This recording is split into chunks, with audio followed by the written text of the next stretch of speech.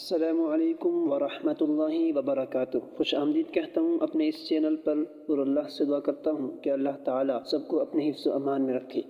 آج کی اس ویڈیو میں ہم آپ کے ساتھ شیئر کریں گے تیمم کے اگلے چند مسائل۔ ویڈیو اچھی لگے تو لائک ضرور کریں، جزاک اللہ۔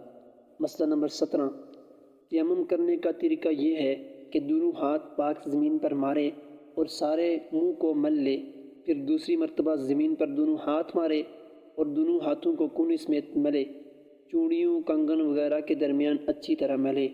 اگر اس کے گمان میں ناخن برابر بھی کوئی جگہ چھوٹ جائے گی تو تیمم نہ ہوگا۔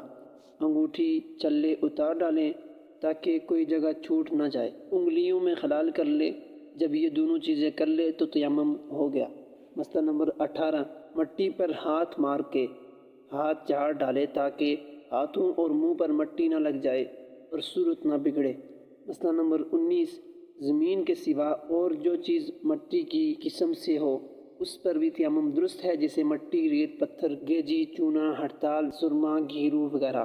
اور جو چیز مٹی کی قسم سے نہ ہو اس سے تیمم درست نہیں، جیسے سونا، چاندی، رنگا، گیہوں، لکڑی، کپڑا اور اناج وغیرہ۔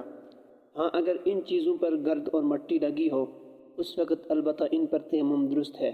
مسئلہ نمبر 20، جو چیز نہ تو آگ میں جلے اور نہ گلے وہ چیز مٹی کی قسم سے ہے، اس پر تیمم درست ہے، اور جو چیز جل کر راکھ ہو جائے یا گل جائے اس پر تیمم درست نہیں، اسی طرح راکھ پر بھی تیمم درست نہیں۔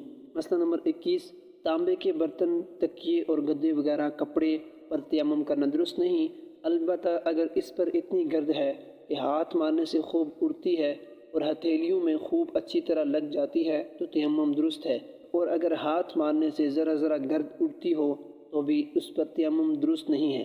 مسئلہ نمبر 22، اگر پتھر پر بالکل گرد نہ ہو تب بھی تیمم درست ہے، بلکہ اگر پانی سے خوب دھلا ہوا ہو تب بھی درست ہے۔